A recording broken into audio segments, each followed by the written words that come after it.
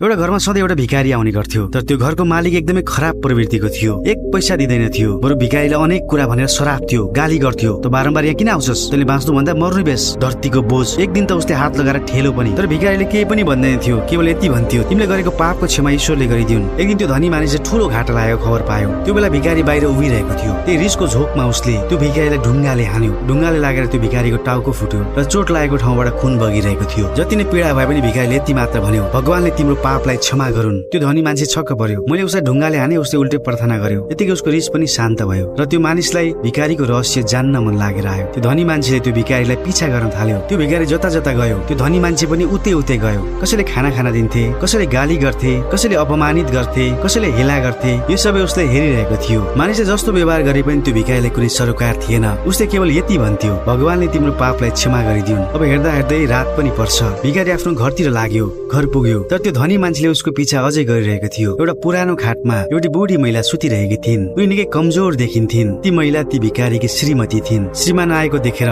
उनी खाटबाट उठिन्। उनले उसको भिख माग्ने बटुकामा हेरिन्। त्यहाँ केवल आधी रोटी मात्र थियो। त्यो देखेर उनले भनिन्, आज यति मात्रै पाउनु भयो? फेरि टाउको पनि फुटेको छ, खुन आउँदैछ, कसरी लाग्यो चोट? आज यति मात्रै पाएँ। सबैले गाली गरे, एकजनाले त ढुङ्गा पनि हाने। त्यो एउटा चोट लागेको छ। एउटा लामो सास फेर्दै ती बुढा मानिसले भने, यो सबै मेरो पापको फल हो। केही वर्ष अघि हामी कति धनी थियौं, तिमीलाई थाहै छ त? हामीसँग के थिएन? हामीसँग आवश्यकता भन्दा बढी चीजहरू थिए, तर हामीले कहिले दान गरेनौं। अनि हाम्रो ढोकामा त्यो भिख माग्न आउने त्यो अन्धो भिखारीलाई हामीले कस्तो व्यवहार गर्थ्यौं, तिमीलाई थाहै छ त? ती बुढी श्रीमतीको आँखामा आँसु आयो। उनले भनिन्, हो, त्यो अन्धो मानिसलाई हामीले सधैँ नराम्रो व्यवहार गर्थ्यौं। त्यो मानिसलाई सधैँ हामीले अपमान गर्यौं। त्यो भोकोलाई हामीले जिस्काउँदै रोटी नदिएर कागज दिन्थ्यौं। उसको हामी अपमान गर्थ्यौं, मजाक बनाउँथ्यौं र कहिलेकाहीँ उसलाई त हामीले कुट्यौं पनि। एकपल्ट त उसको अनुहारमा मैले माटो पनि छ्यापेको थिएँ र उसले दुखी भएर सधैँ भन्थ्यो, यो पापको सजाय तिमीले पक्कै पाउँछौ। उसले सधैँ यस्तै भन्थ्यो। उसको श्राप साँच्चै लाग्यो। आज हाम्रो हालत यस्तो भयो। त्यो मान्छेको श्राप साँचो भयो, तर आजसम्म मैले कसैलाई सरापेको छुइनँ, बरु आशीर्वाद दिएको छु। चाहे मानिसले जस्तो व्यवहार गरून्, मलाई म कहिले सराप्दिनँ, बरु प्रार्थना गरिदिन्छु। म कसैलाई पनि हामी जस्तो होस् भनेर चाहदिनँ। यस्तो दुःखको सामना कसैले गर्नु नपरोस्।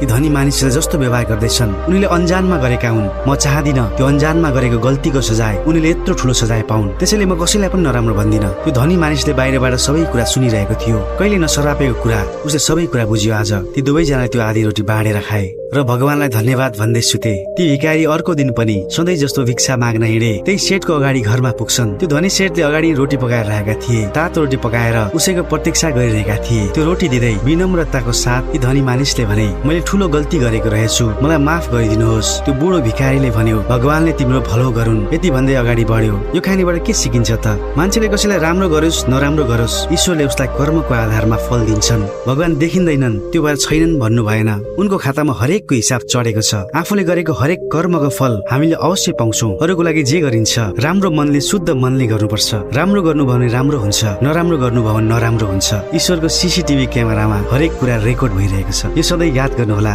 हस्त अब अर्को कथा। गौतम बुद्ध सधैँ आफ्नो शिष्यहरूलाई सीमित वस्तुहरूबाट आफ्नो जीवनको गुजारा गर्न सिकाउने गर्थे। साथै उनले यो पनि सिकाउँथे, आफूसँग आवश्यकता भन्दा बढी चीज छ भने अर्को त्यस्तै आवश्यकता परेको मान्छेलाई दिनु, आफूसँग बढी संग्रह नगर्नु भन्ने सिकाउँथे। हामीले पनि बुद्धको यो कुरालाई मनन गर्नुपर्छ। हामीहरू अरूको देखा सिकीमा लागेर आफूलाई चाहिने भन्दा बढी चीजहरू संग्रह गरिरहेका छौं। आवश्यकता भन्दा बढी चीजहरू संग्रह भइरहेका छन्। पुराना सामानहरूलाई पुनः प्रयोग गर्न हामीले बिर्सिसकेका छौं। नयाँ पनि हामीले राम्ररी प्रयोग गर्दैनौं। कुनै एउटा वस्तुको उपयोगिता समाप्त नभइकन हामीले पुनः त्यस्तै चीजहरू किनिरहेका हुन्छौं। गौतम बुद्धको यो कथाले भन्न खोजेको जम्मा जम्मी यति मात्र हो, हामीलाई चाहिने आवश्यकता भन्दा बढी हामीले चीज बीचको संग्रह गर्नै हुँदैन। आफूलाई जति आवश्यकता छ त्यति मात्र लिनुपर्छ। बढी लिएर खेर फाल्नु हुँदैन। धेरै कम स्रोत साधनबाट जीवन जिउने कोसिस गर्नुपर्छ। ती धनी मानिसलाई बुद्धले भने, त्यो गरीबलाई 2 जोडा लुगा देऊ। गौतम बुद्धलाई त्यो धनी मान्छेले, हुन्छ म उसको घरमा लुगा पठाइदिन्छु भन्दै त्यहाँबाट गए। अर्को दिन त्यो धनी मानिसले त्यो गरीबको परिवारका प्रत्येक सदस्यको लागि 2-2 जोडी लुगा बाँधेर नोकरको हातमा त्यो मान्छेको घरमा पठाइदिन्छ। त्यो देखेर त्यो गरीब परिवारको मान्छे सबै खुसी हुन्छन्। भोलिपल्ट त्यो गरीब मान्छे प्रवचन सुन्न आयो। जब सबैजना प्रवचन सुनेर जान लागे, गौतम बुद्धले त्यो मान्छेलाई रोक्दै भने, लुगा पायो नि, ठिक छ नि, अरू चीजको केही आवश्यकता त छैन नि? त्यो मान्छेले लुगाको लागि धन्यवाद दिँदै भन्यो, छैन बुद्ध, अहिले ठिक छ, अब भयो, मलाई केही चाहिँदैन। अब तिमीले नयाँ लुगा पाइसकेको छौ। अब त्यो पुरानो लुगालाई तिमीले के गर्यौ त? अब त्यो पुरानो लुगालाई हामी ओछ्याउने र ओढ्ने बनाउने छौ। अनि बुद्धले फेरि सोधे, अनि त्यो पुरानो ओढ्नेलाई चाहिँ के बनायो त? उसले भन्यो, त्यो ओढ्नेलाई मैले पर्दा बनाएँ बुद्ध। अनि बुद्धले फेरि सोधे, पुरानो पर्दा चाहिँ के गर्यो, फ्याँक्यौ? उनले भने, होइन फ्याँकिन, ती लुगाहरू मैले झुम्रोको रूपमा प्रयोग गर्दैछु। त्यसो भए पुराना झुम्रालाई चाहिँ के गर्यौ त? ती पुराना झुम्रालाई म घर पुस्नलाई प्रयोग गर्नेछु, उसले भन्यो। त्यसो भए पुरानो पुस्ने लुगाहरू चाहिँ के भयो त? उसले भन्यो, त्यो पुरानो पुस्ने पुरै धुजा धुजा परेको छ, मैले त्यसको एउटा एउटा धागो निकालेर दियोको बातीको रूपमा प्रयोग गर्दैछु र त्यसैबाट बनाएको बातीहरू मैले आश्रममा दान पनि गरेको छु। अब आज रातिबाट तपाईको कोठामा ती बातीहरू बन्नेछन्। अनुयायीको उत्तरबाट गौतम बुद्ध सन्तुष्ट भए। उनी सन्तुष्ट किन थिए भने त्यो मान्छेले सामानको उपयोग राम्ररी गर्न जानेको थियो। गौतम बुद्ध सधैँ आफ्ना शिष्यहरूलाई सीमित वस्तुहरूबाट आफ्नो जीवनको गुजारा गर्न सिकाउने गर्थे। साथै उनले यो पनि सिकाउँथे आफूसँग आवश्यकता भन्दा बढी चीज छ भने अर्को त्यस्तै आवश्यकता परेको मान्छेलाई दिनु, आफूसँग बढी संग्रह नगर्नु भन्ने सिकाउँथे। हामीले पनि बुद्धको यो कुरालाई मनन गर्नुपर्छ। हामीहरू अरूको देखा सिकीमा लागेर आफूलाई चाहिने भन्दा बढी चीजहरू संग्रह गरिरहेका छौं। आवश्यकता भन्दा बढी चीजहरू संग्रह भइरहेका छन्। पुरानो सामानहरूलाई पुनः प्रयोग गर्न हामीले बिर्सिसकेका छौं। नयाँ पनि हामीले राम्ररी प्रयोग गर्दैनौं। कुनै एउटा वस्तुको उपयोगिता समाप्त नभइकिन हामीले पुनः त्यस्तै चीजहरू किनिरहेका हुन्छौं। गौतम बुद्धको यो कथाले भन्न खोजेको जम्मा जम्मी यति मात्र हो। हामीलाई चाहिने आवश्यकता भन्दा बढी हामीले चीज बीचको संग्रह गर्नै हुँदैन। आफूलाई जति आवश्यकता छ त्यति मात्र लिनुपर्छ। बढी लिएर खेर फाल्नु हुँदैन।